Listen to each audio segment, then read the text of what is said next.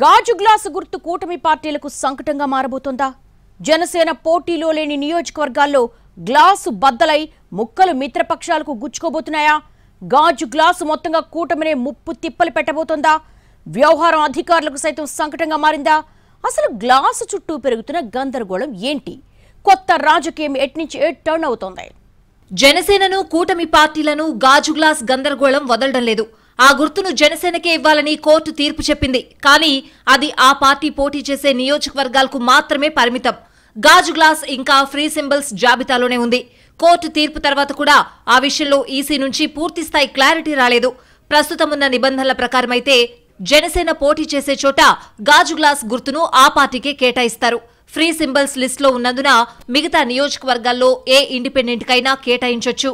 అదే జరిగితే కొంప కొల్లేరవుతుందన్న ఆందోళన కూటమి పార్టీలో కనిపిస్తోందట. మొత్తం 175 అసెంబ్లీ సెగ్మెంట్లకు గాను జనసేన కేవలం 21 స్థానాల్లో మాత్రమే పోటీ చేస్తోంది. ఈ లెక్క ప్రకారం మిగిలిన నియోజకవర్గాల్లో గాజు గ్లాస్ గుర్తు ఉంటుంది కానీ దాంతో జనసేనకు సంబంధం ఉండదు. వేరే ఎవరో ఆ గుర్తుతో పోటీ చేస్తారు.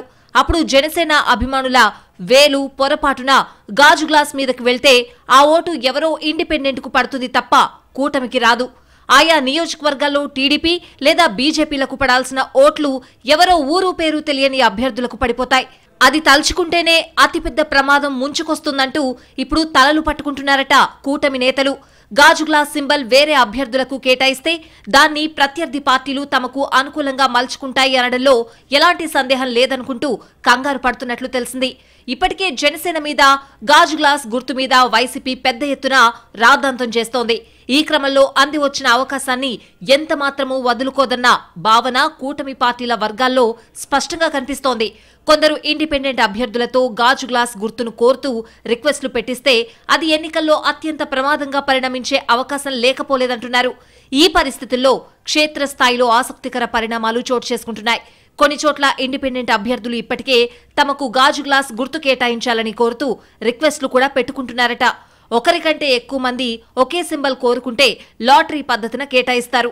ఇదంతా సంబంధిత ఎన్నికల అధికారులు చేపట్టాల్సిన ప్రక్రియ.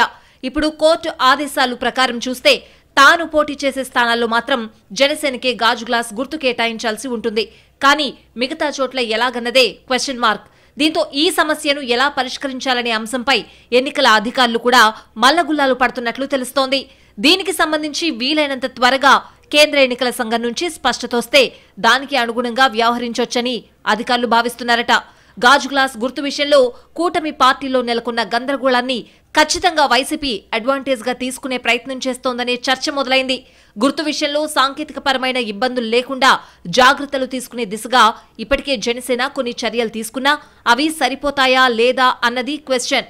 ప్రత్యర్థులు ఈ కన్ఫ్యూజన్ లో ఉండగానే అడ్వాంటేజ్ తీసుకోవాలని వైసీపీ ప్రయత్నిస్తూ ఉంటే సింబల్ తలనొప్పులను తప్పించుకునేందుకు కూటమి పార్టీలు ప్రయత్నాలు సాగిస్తున్నట్టు సమాచారం.